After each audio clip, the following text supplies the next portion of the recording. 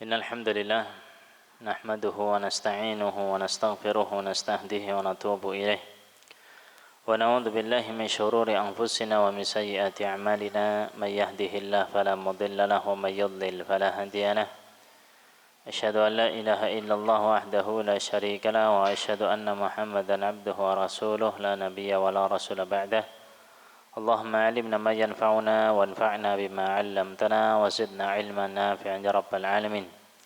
Ikhwatal iman azani Allah wa iyyakum. Alhamdulillah tsumma alhamdulillah. Mari kita awali kajian kita pada sore hari ini dengan memuji dan memuji Allah Subhanahu wa taala. Bersyukur atas limpah rahmat, hidayah dan taufiknya kepada kita semua sehingga kita bisa kembali berkumpul di majelis yang mulia ini untuk kembali membahas hadis-hadis Nabi sallallahu alaihi wasallam yang dimana kita masih mendulang faedah dari Syarh Arba'in An-Nawawiyah yang dikarang oleh Ustaz Dr. Firanda hafizahullah taala wa ra'ah wa mata'ahu bisihha wal afiyah. Yang kita berharap pada Allah Subhanahu wa taala mudah-mudahan Allah memudahkan kita untuk memahami dari apa yang beliau sampaikan dan semoga apa yang kita dapatkan menjadi ilmu yang bermanfaat, ilmu yang bisa kita amalkan sebagai bekal terbaik ketika bertemu dengannya di yaumil qiyamah. Allahumma amin.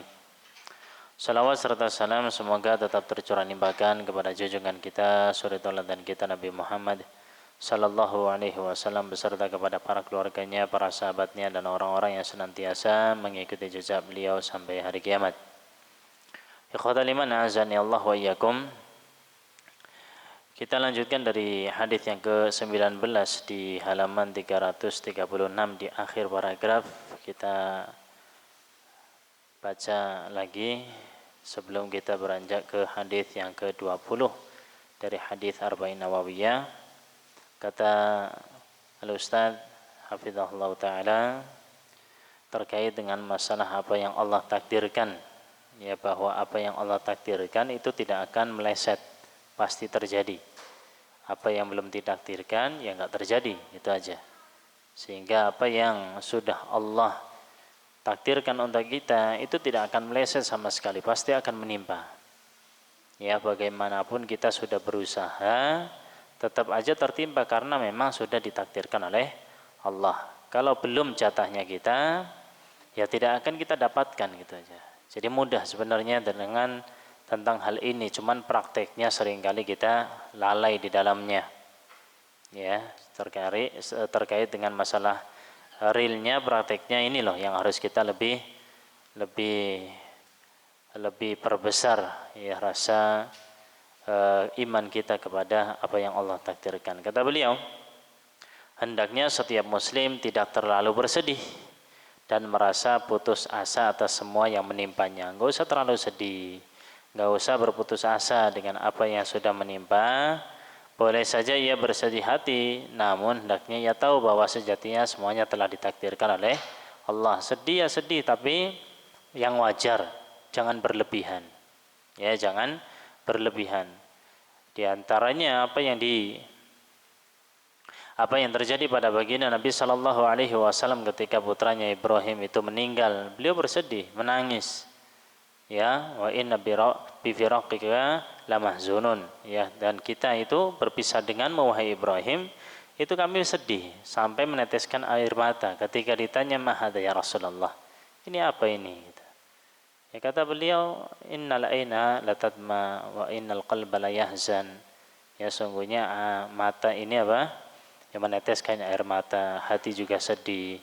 Tapi wala naqulu illa bima yurdillah azza wajal, dan kami tidak mengatakan kecuali apa yang Allah ridhoi. Ini poinnya. Jadi enggak apa-apa sedih. Ya, sedih, menangis enggak jadi masalah, cuman jangan berlebihan. Taib.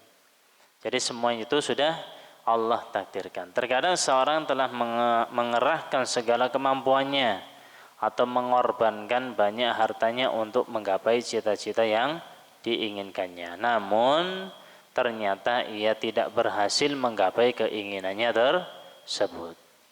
Makanya ketika ada orang mengatakan bahwa hasil itu apa? Dengan usaha ya sejajar dengan hasil itu tidak mengkhianati usaha gitu ya. Hasil tidak mengkhianati usaha. Ini perlu digarisbawahi juga ya. Enggak serta-merta kalau kita itu sudah berusaha pasti kita mendapatkan apa yang kita inginkan, itu enggak pasti.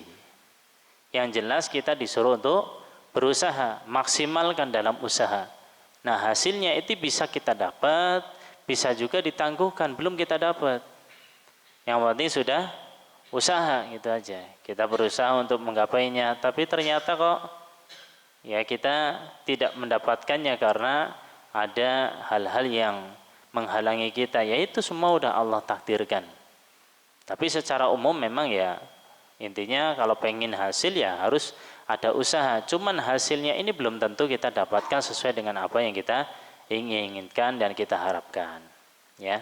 Kemudian kata beliau, namun ternyata ia tidak berhasil menggapai keinginannya tersebut. Jika demikian, maka hendaknya ia mengucapkan sesuatu yang diajarkan oleh Rasulullah SAW. Qadarullah wa ma syaa fa'al. Ucapkan itu. Qadarullah, ini adalah apa yang Allah takdirkan, wa ma syaa fa'al. Setiap apa yang telah Allah kehendaki itu pasti terjadi. Ini semuanya sudah Allah takdirkan. Qadarullah sudah Allah takdirkan. Ini semua sudah ditakdirkan oleh Allah, tapi belum kita dapatkan hasilnya sesuai dengan apa yang kita inginkan. Ya, maka kita kembalikan pada Allah, ini semuanya Allah takdirkan. Kalau Allah berkehendak ya pasti terjadi. Allah Jalla Jalaluhu telah mencatat takdir seluruh makhluknya sejak 50.000 ya, sejak 50.000 sebelum Allah Subhanahu wa taala menciptakan langit dan bumi. 50.000 tahun sebelum Allah menciptakan langit dan bumi. Hendaknya ia yakin di balik kegagalan tersebut terdapat kebaikan ya. Kita harus memahami bahwa apa yang Allah takdirkan pasti di dalamnya itu ada kebaikan. Ya, karena Allah itu tidak menciptakan sesuatu yang buruk secara 100%. Ya, buruk 100%, enggak ada kebaikan di dalamnya. Apa yang Allah lakukan ini keburukan dari A sampai Z, enggak.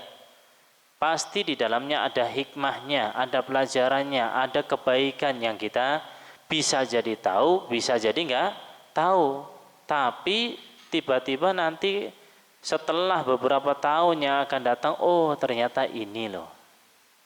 Oh hikmahnya tuh ini.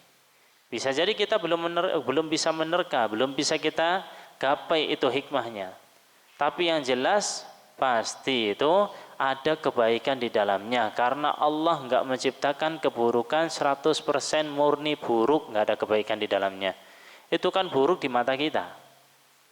Di mata kita sudah berusaha ini, ternyata habis modalnya, barang dagangannya ludes, kebakar, ya gulung tikar. Ini kalau kita lihat kan keburukan. Ya sudah, qadarullah wa ma syaa fa'al, kita sudah berusaha tapi Allah menghendaki yang lain. Apa hikmahnya? Bisa jadi kita tahu ketika itu, bisa jadi enggak tahu, yang jelas ada kebaikan di dalamnya. Ya, orang itu kalau enggak jatuh kira-kira bakal hati-hati enggak? Nah, kan gitu aja. Ya, orang itu naik motor kebut-kebutan, nek belum jatuh, belum kecelakaan, enggak hati-hati dia, terus aja kebut-kebutan. Ya, apalagi nek lagi lampu merah, lampu merah, lampu hijau, bus. Kayak gitu. Tapi kalau sudah kecelakaan, udah pernah jatuh, udah alon-alon. Ya, mulai hati-hati. Saya dulu ya pengalaman ini. Dulu itu masih muda, masya Allah pegang motor, was, giliran sudah jatuh, aduh udah ketar-ketir. Nek ada belokan itu pelan. Jadi agak lebih hati-hati. Dan itu ada hikmah di dalamnya. Intinya semuanya ada hikmah dari apa yang telah Allah Subhanahu wa taala ciptakan. Baik. Jika Allah Subhanahu wa taala telah mentakdirkan sesuatu luput darinya, jika Allah telah menakdirkan sesuatu luput darinya, maka sekuat apapun usahanya dan sebesar apapun pengorbanannya, maka ia tidak mendapatkannya.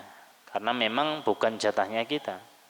Ya, tidak diberikan oleh Allah kepada kita. Mau sebesar apapun usahanya, pengorbanannya, ya mau modalnya banyak atau seperti apa dari waktu yang ada, itu tidak akan dia dapatkan karena memang bukan jatahnya. Allah tidak mentakdirkan dia untuknya.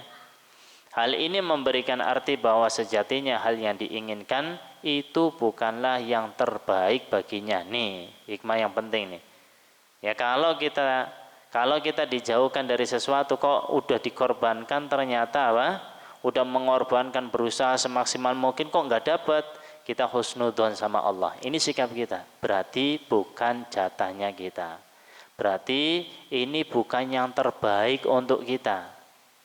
Ya, bukan yang terbaik untuk kita. Nah, sehingga udah kita kalau tahu kaidah ini, tahu bagaimana prinsip kita hidup, itu sangat enak sekali hidup itu. Husnudzon sama Allah. Jangan pernah suudzon pada Allah Subhanahu wa taala. Begitu juga sebaliknya, terkadang seorang yang hanya sedikit berusaha atau sedikit pengorbanannya, ternyata ia mendapatkan apa yang diinginkannya. Ya sebentar dapat. Ya berarti memang itu jatahnya dia, memang Allah takdirkan untuk dia. Ya kita udah berusaha, udah ke sana, udah kemari, udah ngorbanin uang, udah ngorbanin waktu, nggak dapat, malah ono yang dapat. Ya memang jatahnya dia, Allah mentakdirkan untuk dia, bukan untuk kita. Dan itu pasti ada kebaikan di dalamnya. Ya pasti ada kebaikan di dalamnya. Nah, bahkan bisa jadi ia mendapatkan yang lebih baik lagi dari apa yang daripada yang dia cita-citakan. Sudah punya cita-cita yang tinggi, ternyata dapat lebih dari itu. Masya Allah. Ya, ternyata lebih baik dari apa yang telah dia cita-citakan. Tentu saja ini semua telah ditakdirkan oleh Allah Jalla Jalaluhu. Oleh karenanya, jika kita telah berhasil mendapatkan sesuatu atau mampu meraih cita-cita yang diinginkan, hendaknya tidak merasa sombong, karena siapa yang memudahkan untuk baginya dapat hal tersebut? Allah. Ya maka nggak dikatakan wah ini karena saya itu pintar, karena saya berilmu, karena saya sudah berusaha, karena saya sudah berkorban, karena saya sudah maksimal. Enggak, ini Allah yang ngasih. Jadi tahu diri gitu. Ya, kalau nggak dapat ya kita sabar, ya kita tahu yakin ini yang terbaik dari apa yang Allah pilihkan untuk kita. Nek dapat ya jangan sombong, jangan angkuh. Ya. Karena itu semua Allah yang mentakdirkan, Allah yang memudahkan untuk kita mendapatkan apa yang kita cita-citakan. Kembalikan pada Allah. Ya jangan seperti Qarun.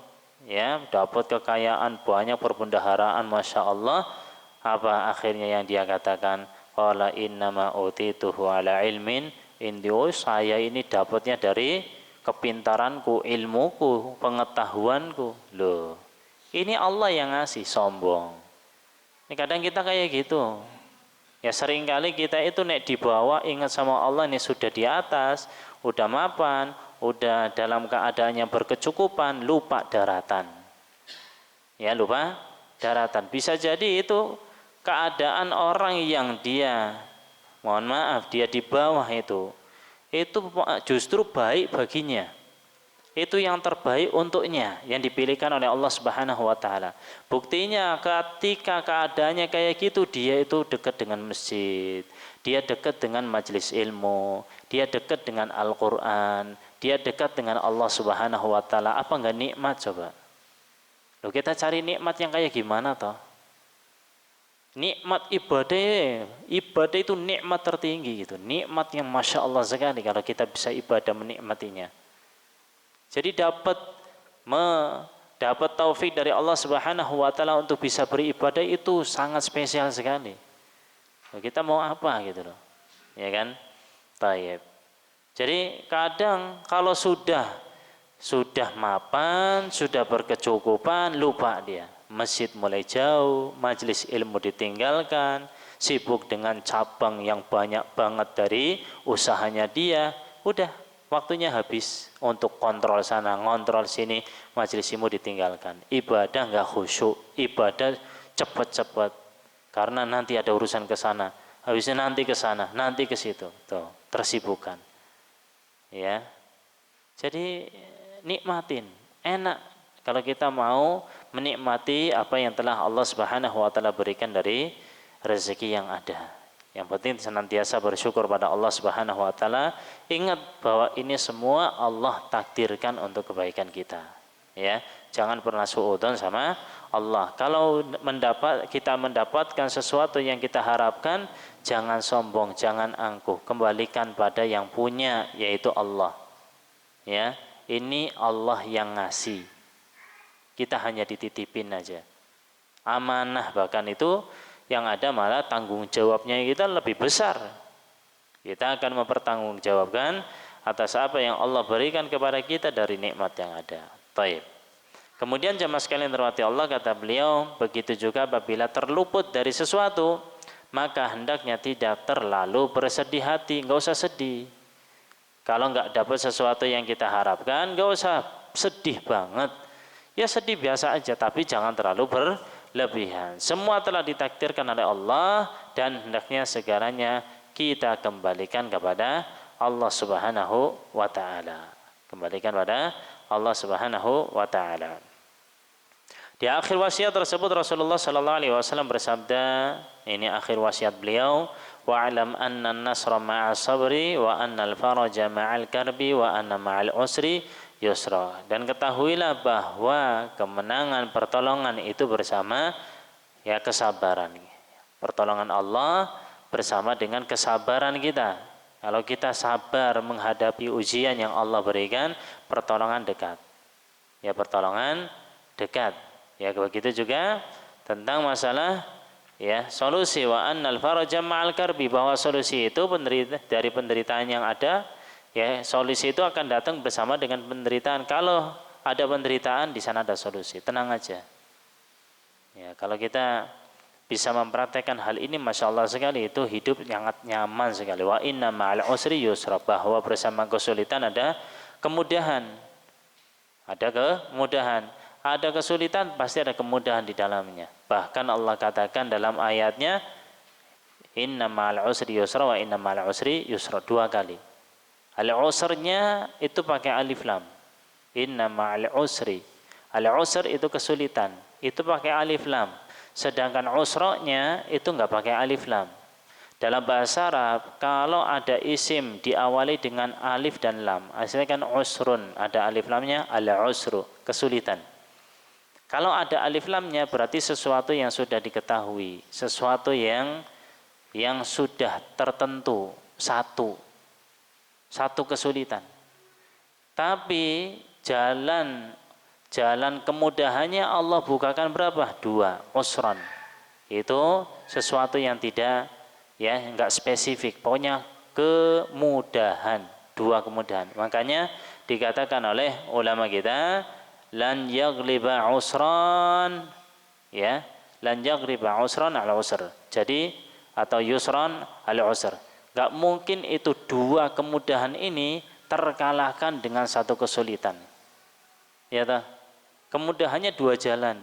Kesulitannya cuma 1. Bisa lewat jalan ini, bisa lewat jalan sana. Jadi pasti ada jalan dari kesulitan yang kita hadapi. Jadi tenang aja. Taib. Barang siapa yang bersabar, niscaya pertolongan Allah akan datang.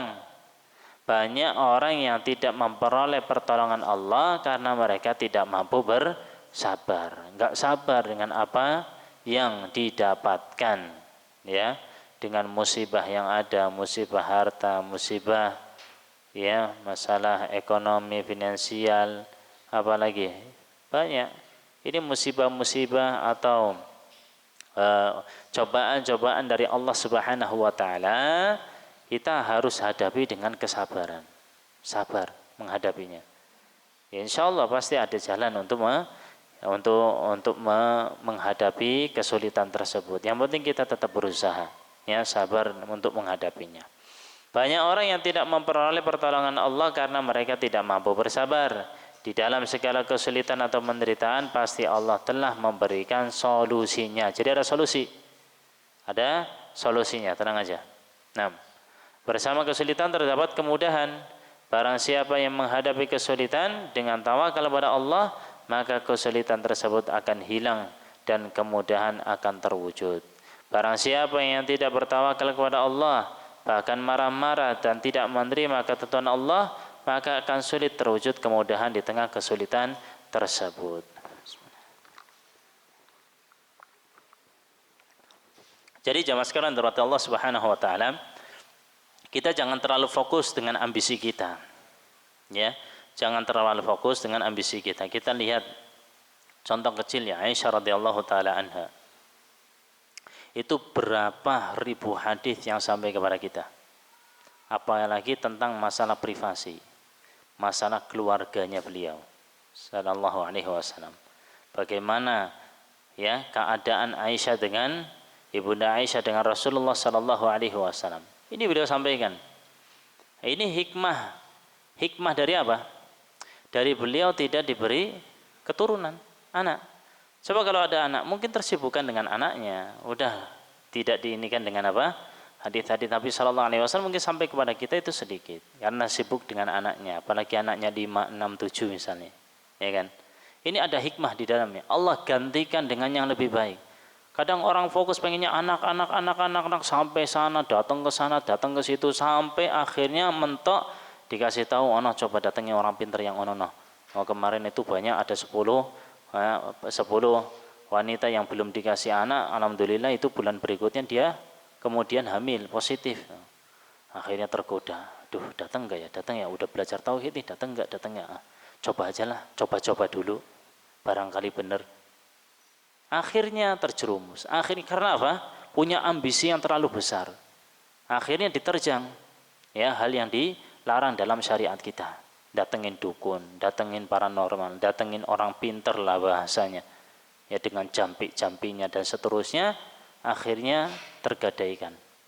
Ya tauhidnya mulai luntur. Gara-gara apa? Terlalu berambisi. Padahal udah fokus ini belum dikasih ya sudah. Ada orang yang Masya Allah mereka itu belum dikasih sampai 20 tahun, 25 tahun, ketika mereka udah pasrah dengan Allah Subhanahu wa taala, udah kita fokus saja jalani kehidupan, kita beramal, yang penting jangan terlalu fokus dengan anak dan sebagainya, kita jalani sesuai ininya. Alhamdulillah tahun berikutnya malah dikasih oleh Allah. Yang awalnya 25 tahun ngejar terus, alhamdulillah berikutnya malah dikasih dengan dia pasrah tawakal sama Allah Subhanahu wa taala. Insyaallah ini yang terbaik. Dikasih ya syukur, nggak dikasih ya pasti ada hikmah di dalamnya. Gitu toh. Padahal memang ya, semua orang siapa yang nggak pengen punya anak ya? Siapa yang nggak pengen punya anak? Antum menikah ada nggak niat nggak pengen punya anak? Saya pengen nikah aja punya apa, istri duaan, boncengan, kemana mesra-mesraan, nggak ada anak yang ributin. Ada yang pengen kayak gitu? Hah? Atau pas mau nikah yang penting nikah, urusan anak belakangan, sing penting nikah. Ya rata-rata namanya orang nikah ya pengen punya anakku baru nikah aja. Tadi saya datang walimahan itu, doa yang dipanjatkan oleh orang-orang itu ketika baru akad tadi pagi, doa yang terpanjatkan apa? Mudah-mudahan cepat dikasih keturunan. Keturunan dulu, langsung keturunan. Ya padahal baru nikah. Jadi memang ya dari pernikahan itu yang diinginkan diantaranya adalah keturunan itu. Tapi kalau belum dikasih sama Allah, ya pasti ada hikmah di dalamnya. Jangan terlalu berambisi, fokus dengan itu tok. Padahal ya pintu kebaikan itu sangat banyak sekali yang bisa kita lakukan. Taib. Jamaah sekalian dirahmati Allah Subhanahu wa taala, kita lanjutkan di pembahasan hadis ke-20. Hadis ke-20 yaitu berkaitan dengan sifat malu adalah wasiat ya. Wasiat. Sifat malu adalah wasiat para anbiya, para nabi. Taib. Hadisnya diriwayatkan Imam Bukhari dari Abi Mas'ud Uqbah bin Amr Al-Ansari Al-Badri. Al-Ansari Al-Badri radhiyallahu anhu qala qala an-nabiy sallallahu alaihi wasallam inna mimma adraka an-nasu min kalamin nubuwatil ula idza lam tastahyi fasna' ma syi'ta. Dari Abu Mas'ud Uqbah bin Amr Al-Ansari Al-Badri radhiyallahu anhu, Nabi sallallahu alaihi wasallam bersabda, "Inna mimma adrakan nasu min kalamin nubuwatil ula," sungguhnya di antara perkara yang didapatkan oleh manusia dari perkataan kenabian yang pertama, itu apa? Idza lam tastahi fasna ma syi'ta. Kalau kamu tidak punya sifat malu, enggak tahu malu, maka fasna ma syi'ta. Lakukanlah apa yang engkau inginkan, yang kamu kehendaki. Kalau enggak punya sifat malu. Dan kita saksikan bagaimana keadaan para wanita sekarang, orang-orang sekarang dengan orang-orang dulu itu sangat jauh berbeda. Ini di antara sebabnya adalah karena ini nih. Sekarang enggak punya malu, enggak tahu malu sekarang itu. Zaman dulu orang itu, masya Allah, para wanita itu ya malu itu, mau keluar rumah itu buka aurat itu malu.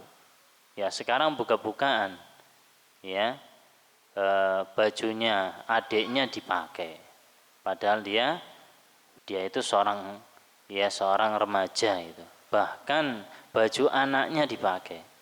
Saya punya, wallahul musta'an hadahallah, saya punya guru ngaji, itu guru ngaji saya itu dulu. Itu setelah kemarin belum lama itu pulang, ya Allah. Tapi enggak, itu 2-3 tahun yang lalu, enggak tahu sekarang, mudah-mudahan berubah. Itu pernah sampai berbalik arah. Dulu guru ngaji kami, guru ngaji TPA gitu kan, ngajarin Al-Quran, ngajarin baca Al-Quran dari Iqra itu, ya, itu berbalik arah jadi penyanyi organ dari mengajarkan Al-Quran, wallahul musta'an. Dari mengajarkan Al-Quran berbalik arah dari penyanyi organ tunggal. Nah, ini kan ya Allah. Itu makanya kita harus banyak-banyak berdoa pada Allah Subhanahu wa taala biar hati ini ditetapkan oleh Allah, istiqamah di jalan Allah. Sangat mudah bagi Allah itu membolak-balikan hati. Ya. Ini kenapa sampai segitunya? Dia itu dulu masya Allah naik keluar itu pakai jilbab, malu dia itu. Sekarang wah, menor-menor, ya nggak pakai jilbab, pakai celana pokek gitu nah. Di atas paha malah itu, ya Allah, itu enggak aneh. Ini dari mana? Maksudnya, ini karena rasa malunya itu hilang dari dirinya. Ya, apalagi seorang wanita. Ini wanita kalau enggak punya rasa malu sangat berbahaya sekali itu. Sangat berbahaya sekali. Ya, makanya di sini kita harus memahami sifat yang mulia ini. Malu itu sifat yang sangat mulia sekali. Yang ketika seorang itu memiliki ya sifat ini, maka akan dimuliakan oleh Allah Subhanahu wa taala. Cuman ya sifat ini tuh pada tempatnya. Ada orang yang menempatkan sifat ini bukan pada tempatnya. Kenapa enggak mau belajar? Malu, Ustaz. Ya kenapa enggak duduk di depan? Malu, Ustaz. Ini bukan pada tempatnya, ya. Malu bukan pada tempatnya. Orang belajar itu jangan malu-maluan. Orang belajar itu harus berani, nggak boleh malu. Malu belajar, akhirnya dia terhalang dari ilmu. Ya, ithnani la yata'allamani abadan. Ada 2 orang yang mereka itu tidak akan belajar selamanya. Siapa? Al-mustahyi wal mustakbir. Dia yang pemalu dan dia yang sombong. Kalau dia pemalu, ya nyempil, ya kemana nggak pernah itu menampakkan dirinya, ngumpet terus, ya biar nggak kelihatan atau seperti apa. Pokoknya dia itu malu terus.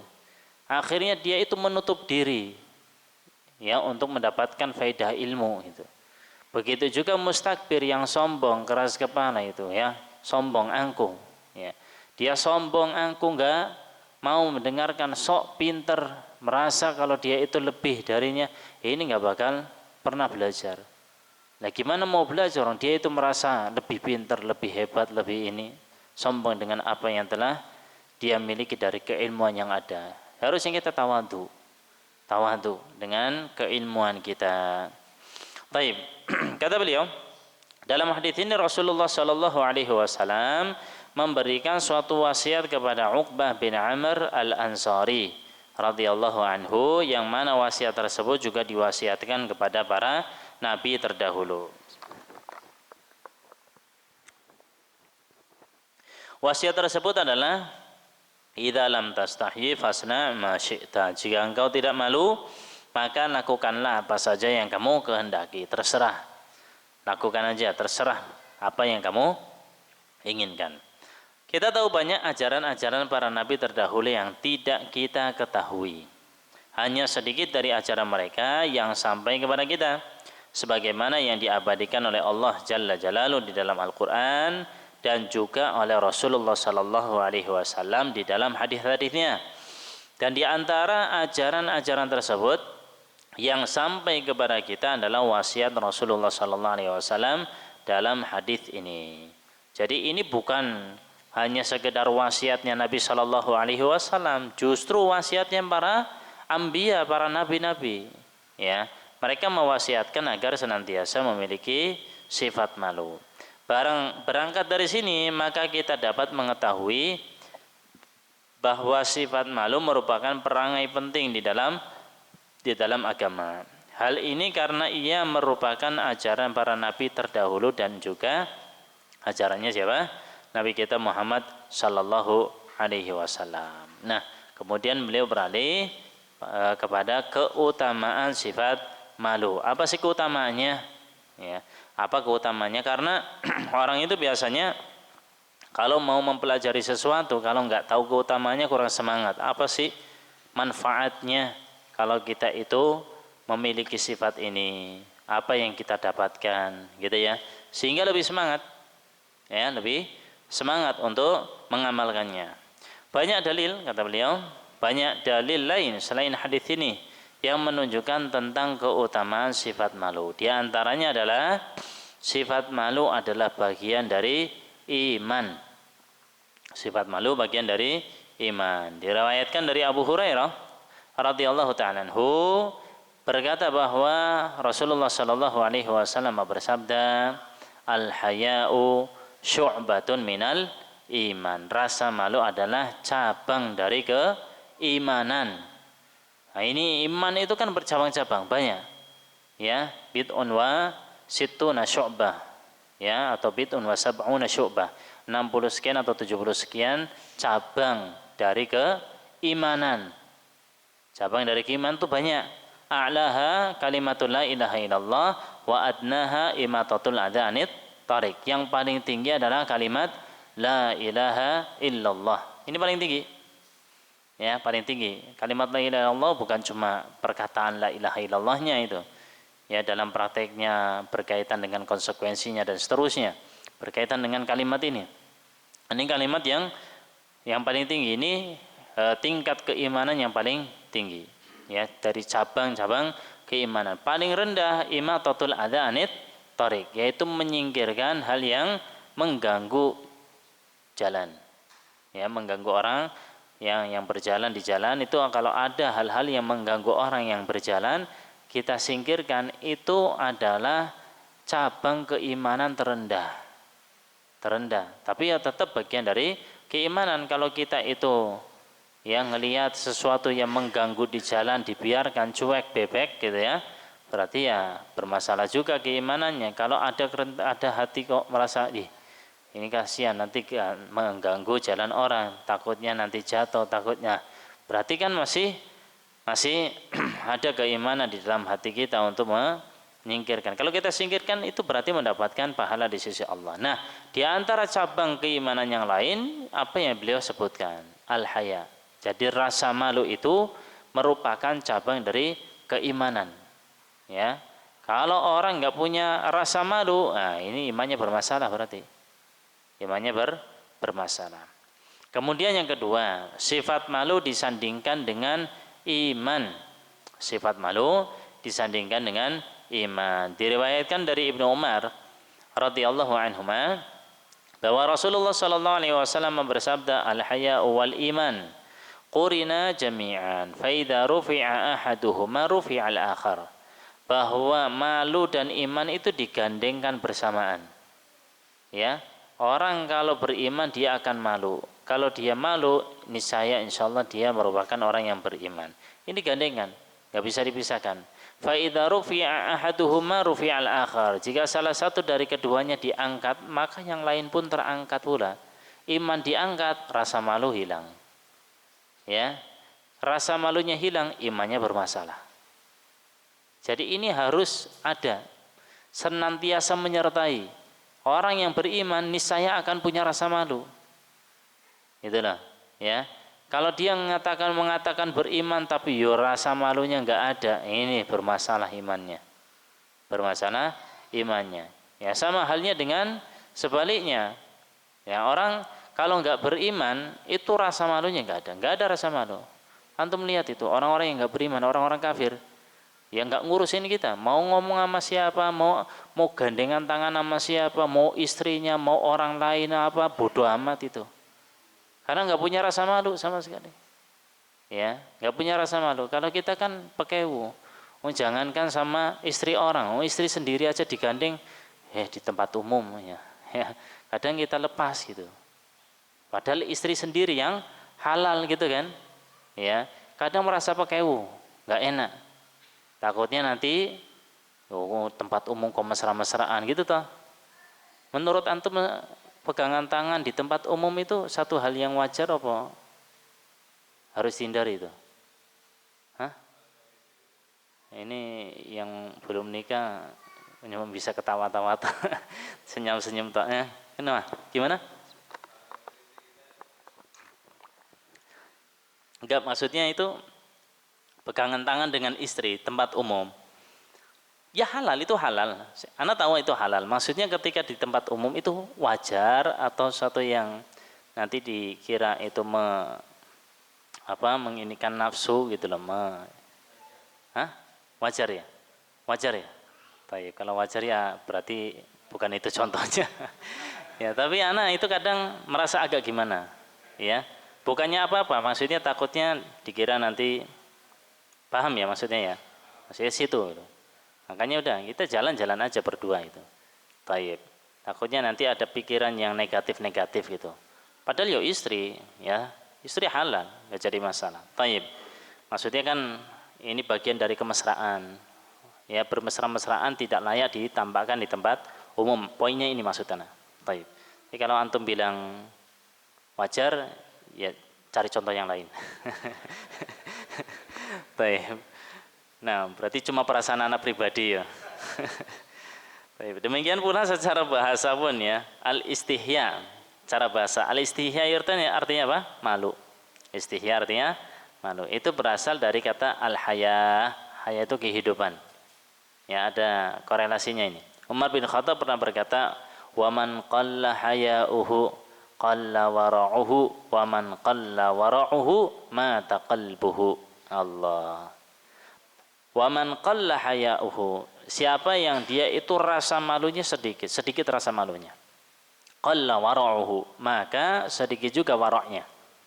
Wara' itu apa? Apa bedanya wara' dengan zuhud? Wara' itu apa?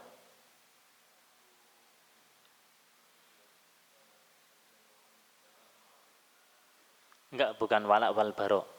Bukan wala'. Wara' itu satu sifat yang mulia, ya. Dekat dengan zuhud, tapi ada sisi perbedaan. Zuhud itu apa? Ya. Meninggalkan dunia. Antum kerja apa? Meninggalkan dunia. Bukan meninggalkan dunia.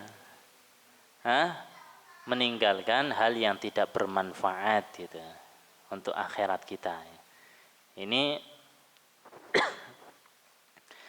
zuhud ya. Jadi ada korelasi antara zuhud dengan wara'. Kalau wara' itu tarkuma yadurru fil akhirah. Ya, meninggalkan sesuatu yang membahayakan akhirat kita. Kalau zuhud meninggalkan hal yang tidak bermanfaat untuk akhirat kita. Beda enggak? Ini meninggalkan hal yang tidak bermanfaat untuk akhirat. Yang ini wara' itu meninggalkan hal yang membahayakan akhirat kita. Membahayakan akhirat kita. Mungkin belum sampai haram. Ini haram jelas, membahayakan akhirat gitu ya. Ini meninggalkan sesuatu yang akan menjerumuskan kita, ya, sehingga akhiratnya akan bermasalah. Mana yang lebih tinggi, zuhud apa wara'? Wara' itu lebih tinggi derajatnya. Ya, kalau yang zuhud itu meninggalkan hal yang tidak bermanfaat untuk akhirat. Ya, kalau wara' meninggalkan ini untuk menyelamatkan akhirat kita ya.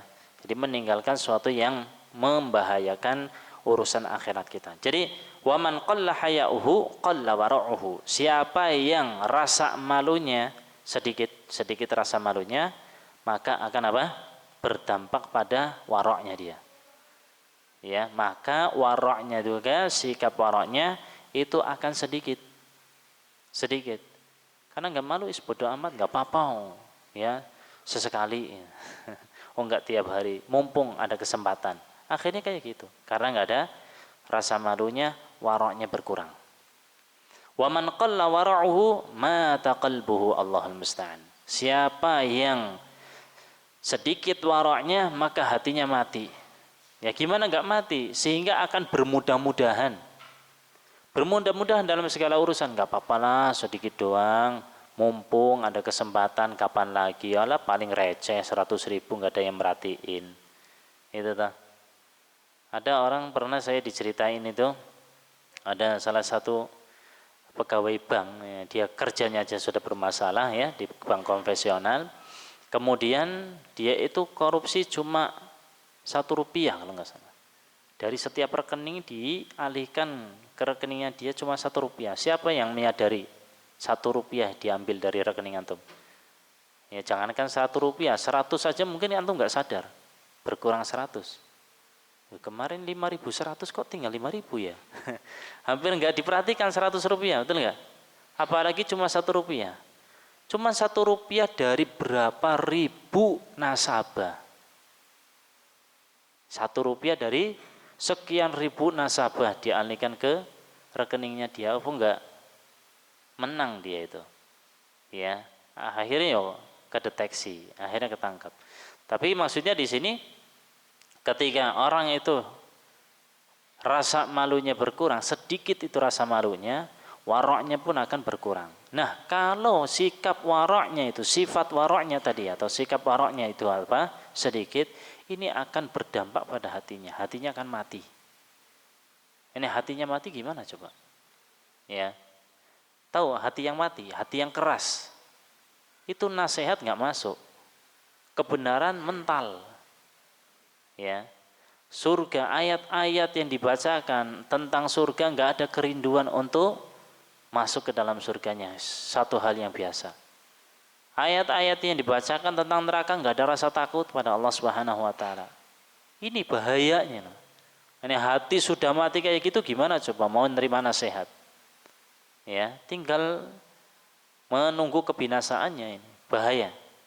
Jadi jangan disepelekan ini masalah rasa malu tadi. Kemudian jemaah sekalian dirahmati Allah, kata beliau, yang ketiga, keutamanya adalah sifat malu mendatangkan kebaikan. Sifat malu mendatangkan kebaikan. Jadi yang pertama, malu itu bagian dari iman. Kemudian kedua, malu ini disandingkan dengan keimanan. Orang beriman niscaya akan malu. Orang yang punya malu niscaya akan beriman. Ya, lambat laun kalau dia itu punya sifat malu, lambat laun mungkin kalau dia enggak beriman, ke depan akan beriman. Yang jelas ini satu hal yang senantiasa berbarengan. Kemudian yang ketiga, sifat malu mendatangkan kebaikan. Akan mendatangkan kebaikan. Diriwayatkan dari Imran bin Husain bahwa Rasulullah Shallallahu Alaihi Wasallam bersabda, al-haya'u la ya'ti illa bi khair. Bahwa rasa malu tidaklah datang, ya tidaklah mendatangkan kecuali kebaikan. Rasa malu tidaklah mendatangkan kecuali kebaikan. Jadi orang yang punya rasa malu, ya rasa malu ini akan melahirkan kebaikan yang banyak. Ya kalau ditempatkan pada tempatnya. Jadi jangan pernah menyepelekan sifat ini. Benar, seorang yang memiliki sifat malu ia akan berakhlak mulia. Karena apa? Malu. malu. Ya, sehingga dia itu akan menjaga akhlaknya, menjaga sopan santunnya. Ya, orang yang enggak jaga sopan santunnya, ngomongnya kasar, kenapa? Sampai keluar itu kata-kata yang kotor. Ya, bahkan hewan ya di kebun binatang disebutin semua dikeluarin. Kenapa? Karena enggak ada rasa malunya itu. Ya, sehingga dia itu bermudah-mudahan. Nabi Muhammad sallallahu alaihi wasallam ya, mana tadi? Baik. Nah, benar, seorang yang memiliki sifat malu ia akan berakhlak mulia, baik di hadapan manusia apalagi di hadapan Allah. Di hadapan Allah, ya. Di hadapan manusia dia akan senantiasa menjaga akhlaknya, apalagi ketika berhadapan dengan Allah Subhanahu wa taala akan lebih dijaga lagi. Akan menjaga ibadahnya kepada Allah karena memiliki sifat malu tadi. Saya malu kepada Allah, masa beribadah kepada Allah dengan keadaan seperti ini. Ya, keadaan kita yang tidak khusyuk. Kita beribadah kepada Allah masih mikirin masalah dunia. Ini apa? Malu kita itu sama Allah. Nah, ketahuilah di antara orang yang paling memiliki sifat malu adalah Nabi kita Muhammad sallallahu alaihi wasallam. Abu Sa'id Al-Khudri berkata, "Kana Rasulullah sallallahu alaihi wasallam ashadda haya'an min al-'adra fi khidriha wa kana idza kariha syai'an 'arafnahu fi wajhihi." Rasulullah sallallahu alaihi wasallam adalah orang yang sangat pemalu. Sangat pemalu, lebih malu dari gadis pingitan, ya. Gadis pingitan. Wa kana idza kariha syai'an, dan apabila beliau tidak menyukai sesuatu, ya, arafnahu fi wajhihi, kita mengetahui dari wajahnya, tahu oh beliau enggak suka nih. Ya. Itu diketahui dari wajahnya. Nah, karena beliau sangat pemalu. Dikisahkan tatkala Rasulullah sallallahu alaihi wasallam menggelar pernikahannya dengan Zainab binti Jahsh. Ya, binti Jahsh. Binti Jahsh, banyak para sahabat yang menghadiri walimah tersebut. Ketika acara telah usai, mereka pun beranjak dari rumah Rasulullah sallallahu alaihi wasallam kecuali 2 orang yang tertinggal. Jadi semuanya udah tinggal 2 orang. Keduanya tidak beranjak karena masih berbincang.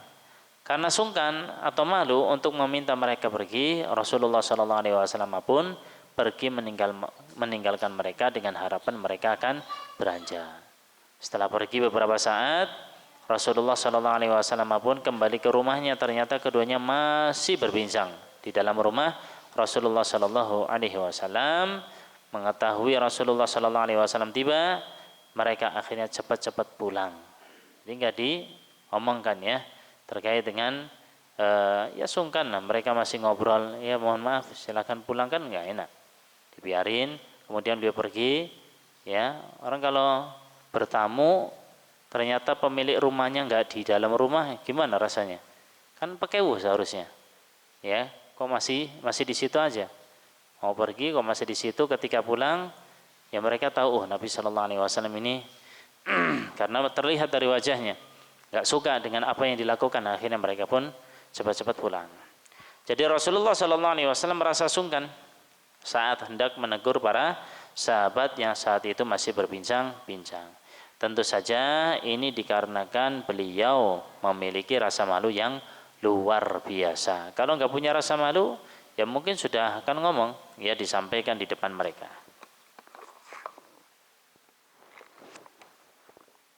Kisah lain yang menunjukkan sifat malu Rasulullah sallallahu alaihi wasallam adalah peristiwa Isra dan Mi'rajnya beliau. Tatkala itu Rasulullah sallallahu alaihi wasallam menerima perintah untuk melaksanakan sholat sebanyak berapa?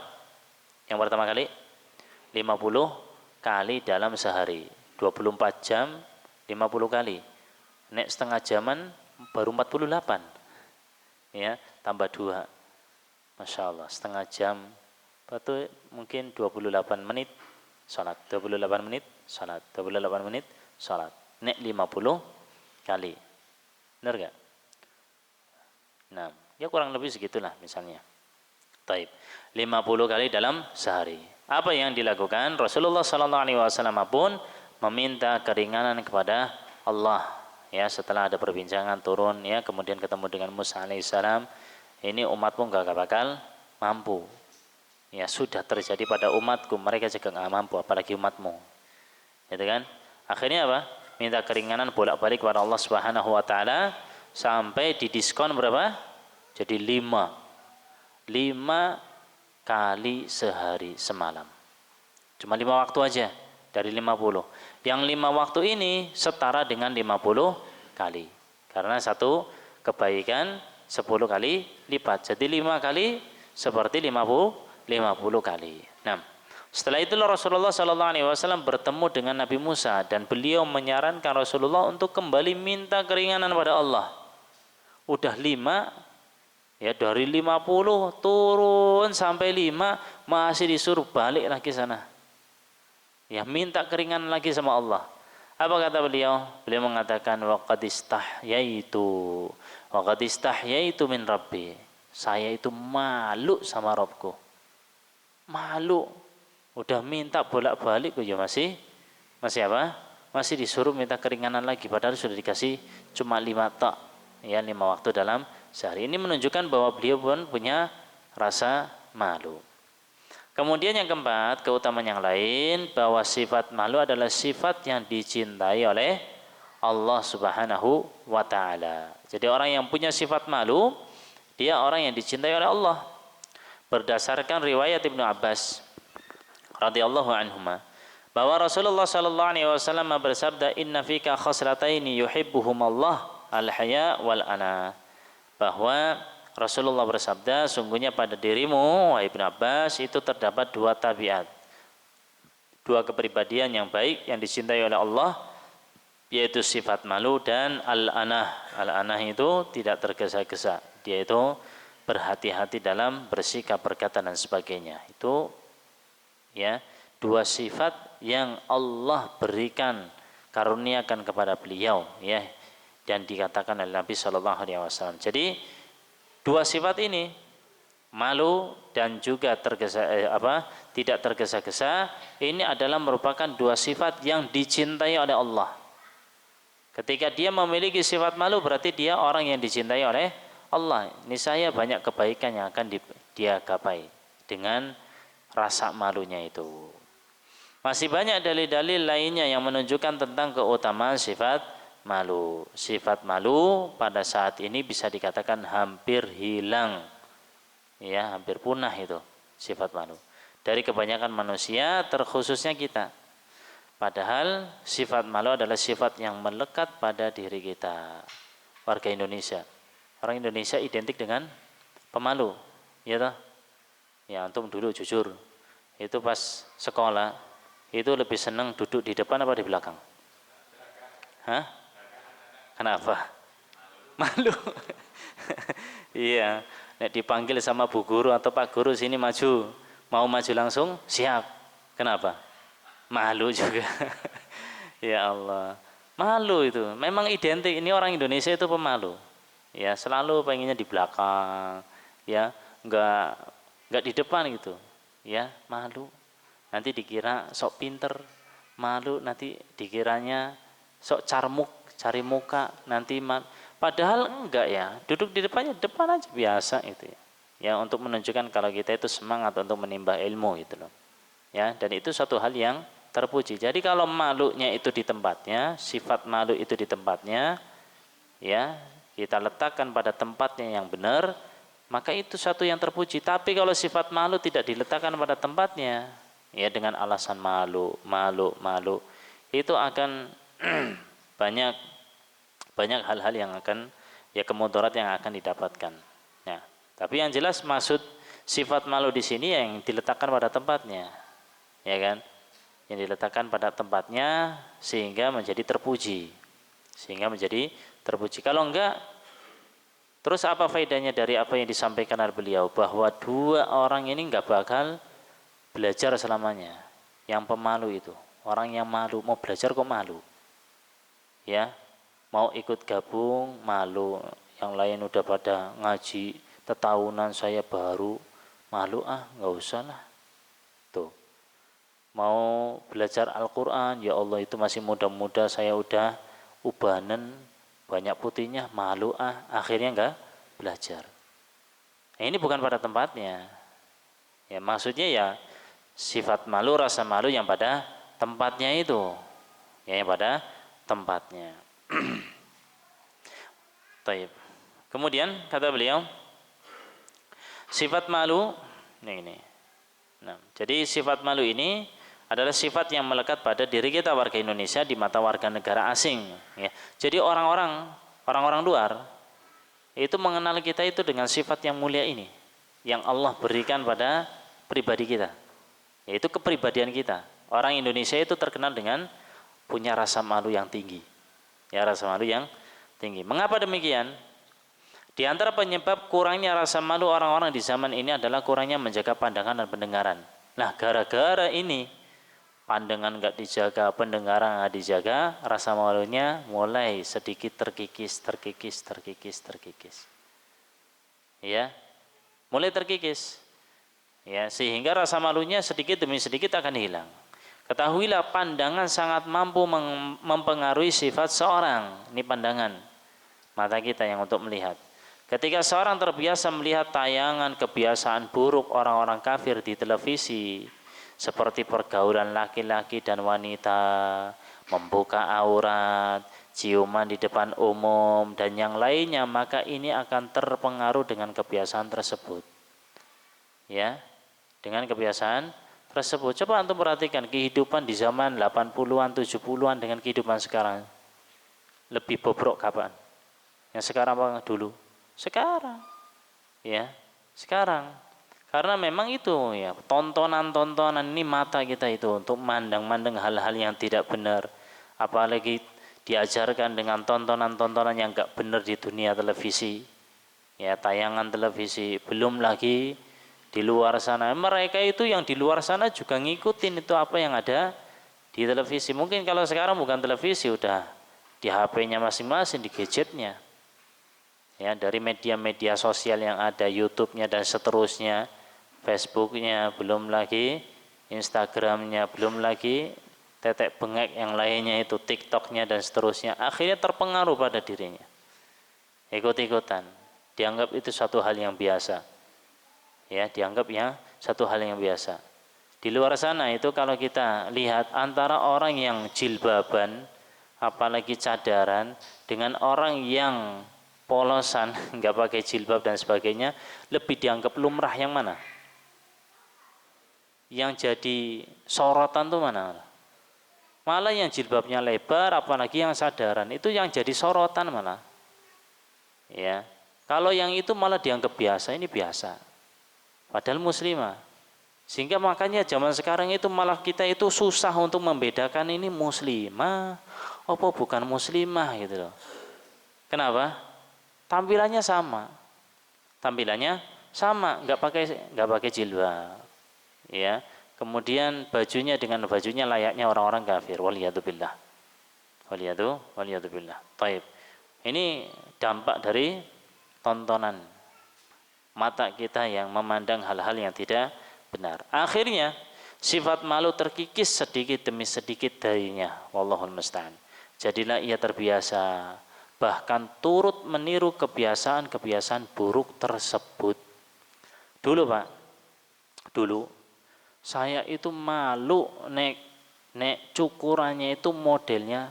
Antum tahu cukuran dulu itu, saya itu cukurannya di sini itu ada rambutnya, sini itu habis, ya pendek. Apa ya, cepak apa dulu namanya? Hah? Apa? Kuncung, bros. Ya pokoknya gitulah. Ini disisain segini Pak. Dulu itu biasa. Dulu itu saya agak malu itu. Agak malu di ini itu. Sekarang ngetren. Bahkan dulu ya, mohon maaf ini. Dulu itu antum tahu kalau dulu itu orang yang belum bisa nyukur itu ambil batok kelapa, ya dipres ini. Biar pas itu. Ya jadi sisa. Sekarang jadi ngetren. Ya. Jadi bulet kayak gini, sininya, iya, jadi ngetren malah. Ya belum lagi yang ya cuma sebelah terus dikasih tulisan R apa tulisan apa gitu kan. Jadi ngetren yang kayak gitu. Padahal dulu itu yang kayak gitu malah memalukan itu. Malu kita yang gitu-gitu.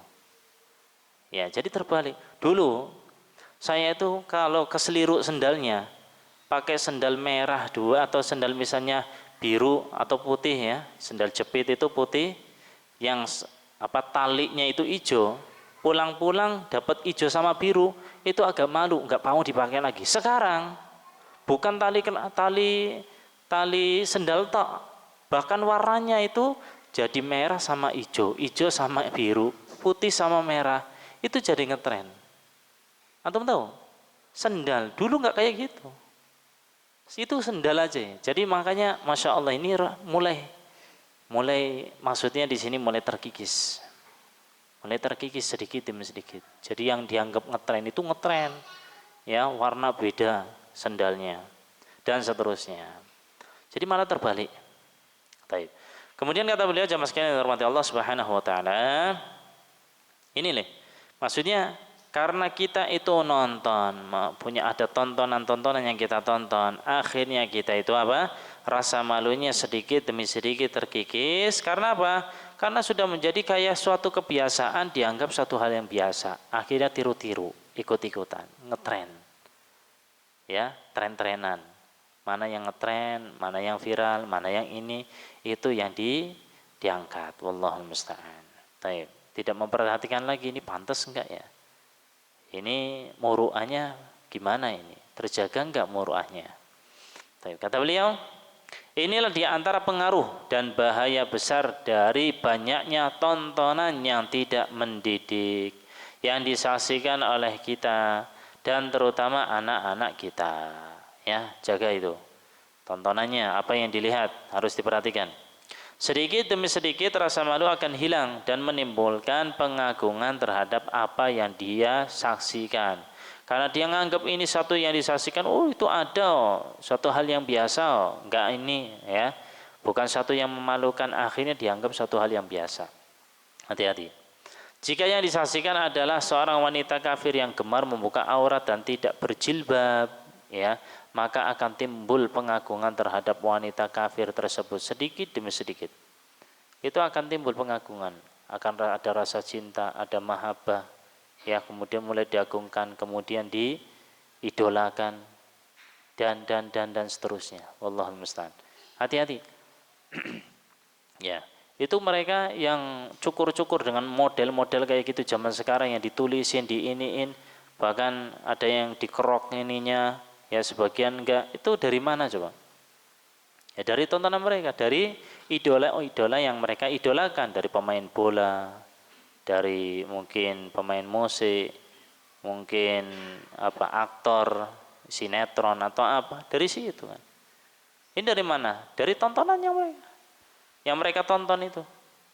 Ya dianggap itu satu hal yang biasa, karena timbul itu pengagungan terhadap mereka. Apalagi kalau yang ditonton ini para orang-orang kafir, wanita kafir, dan seterusnya. Bagaimana bisa seorang menjaga rasa malu anak-anaknya jika setiap hari dihidangkan dengan tontonan demikian? Ya ini musibah yang terjadi, ya. Maka hati-hati, kita jaga anak-anak kita jaga diri kita juga.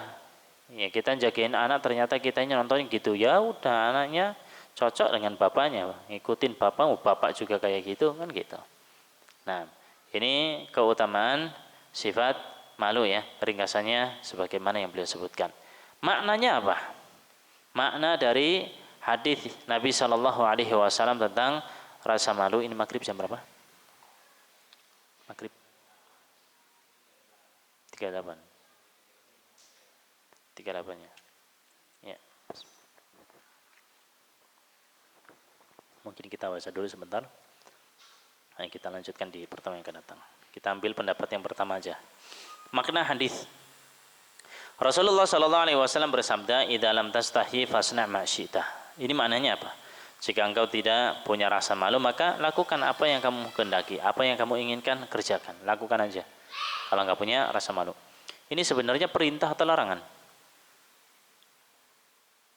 Hah? Kalau enggak punya rasa malu, kerjakan aja apa yang kamu inginkan. Perintah enggak? Hah? Perintah atau larangan? Perintah yang maksudnya larangan gitu. Antum pernah enggak sama anak? Sana, udah main terus aja. Itu maksudnya suruh main beneran apa suruh berhenti? Berhenti tak? Dah sana. Dilulu. Ya gitu maksudnya, udah main terus saja main, gak usah tidur, main sana. Ya, itu maksudnya apa? Kita dilarang sebenarnya. Itu anak juga paham kalau kita ngelarang gitu kan, bukan merintah. Idza lam tastahi fasna ma syi'ta. Kalau kamu itu gak punya rasa malu, udah lakuin aja apa yang kamu inginkan. Para ulama bersilang pendapat mengenai makna sabda Nabi Shallallahu Alaihi Wasallam ini. Pendapat pertama, bermakna celaan, maksudnya tercela. Makna celaan di sini pun dalam dua hal. Yang pertama, celaan dalam bentuk perintah. Perintah, tapi sebagai bentuk celaan kayak tadi loh. Oh, itu main terus, dah main terus saja, gak usah tidur, gak usah makan, gak usah ngapa-ngapain. Ini perintah tapi maksudnya mencela apa yang dia perbuat gitu loh. Paham ya?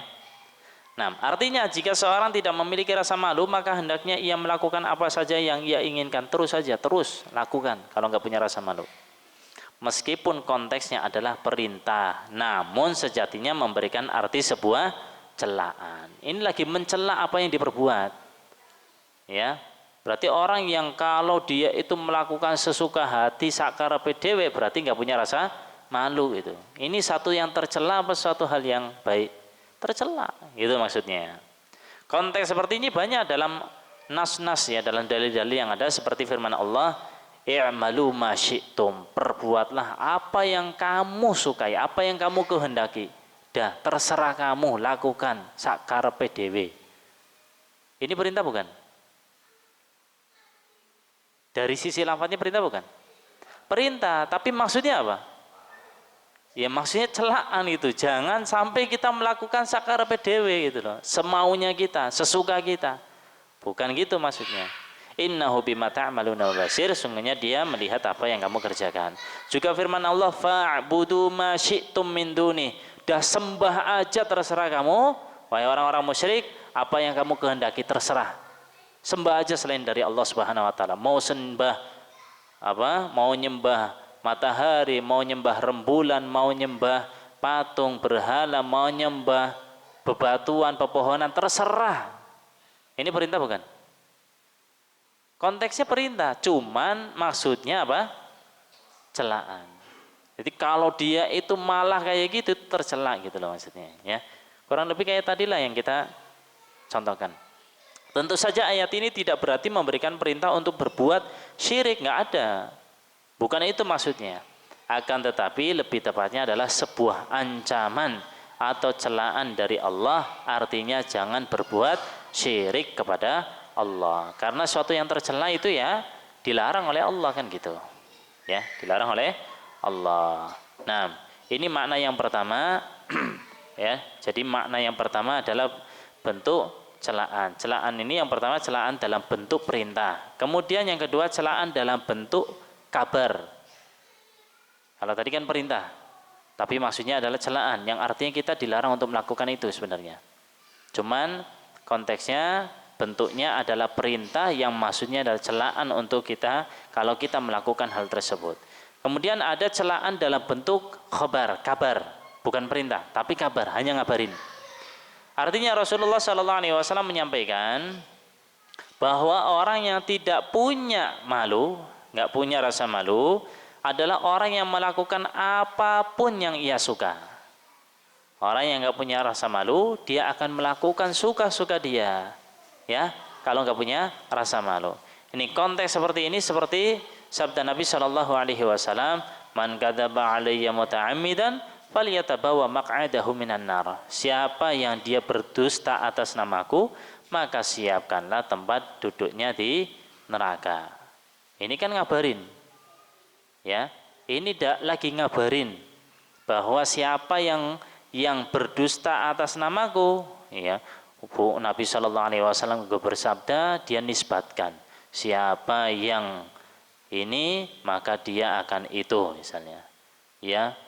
Misalnya orang itu penjual apa, kemudian untuk melariskan dagangannya bawa-bawa nama Nabi, ya, apa, kopi, misalnya kopi, penjual kopi Dia mengatakan man syariba qahwah syarbatan fala ya'tihi as-saqam misalnya. Siapa yang minum kopi satu teguk aja, niscaya enggak bakal kedatangan penyakit. Wah. Ya, dinisbatkan kepada Nabi. Hati-hati. Ya, kata Nabi Shallallahu Alaihi Wasallam, siapa yang berdusta atas namaku, maka siap-siap aja itu tempat duduknya di neraka. Siapkan tempatnya di neraka, tempat duduknya dia. Ini ada perintah? Nggak ada perintah. Ada larangan? Secara lafaz nggak ada larangan. Cuma ngabarin bahwa orang yang dia itu berdusta atas nama Nabi, ya dia itu akan punya tempat di neraka. Ini kan bentuk celaan. Tapi ini sebenarnya lagi mencela orang yang berdusta atas nama Nabi Shallallahu Alaihi Wasallam, menisbatkan hal-hal yang tidak beliau katakan, menisbatkan kepada beliau hal-hal yang tidak beliau lakukan, dan seterusnya. Ya, kemudian dinisbatkan kepada beliau untuk tujuan-tujuan yang berbeda-beda. Ada yang tujuannya dunia, ada yang tujuannya kekuasaan, ada yang tujuannya biar ya laku, ya biar ini dan seterusnya, banyak. Ya banyak. Bahkan mungkin juga tujuannya adalah tujuan akhirat, baik gitu loh. Ngajak orang sholat, tapi dengan bawa-bawa kata-kata Nabi yang tidak beliau katakan. Sekalipun itu. Jadi hati-hati. Ya, jadi ini banyak tujuannya itu banyak. Bisa tujuannya akhirat ya. Orang pengen ini masjid kok sepi ya, sepi banget ini. Gimana caranya? Terus menyampaikan hadis palsu yang tidak beliau katakan. Ini siap-siap. Dia mempersiapkan tempat duduknya nanti neraka. Ini hanya ngabarin. Tapi hakikatnya ini adalah sebuah celaan. Maksudnya jangan kita berdusta atas nama Nabi. Dilarang sebenarnya. Maksudnya ke situ. Ya bentuknya adalah sebuah perintah, namun memiliki arti pengabaran.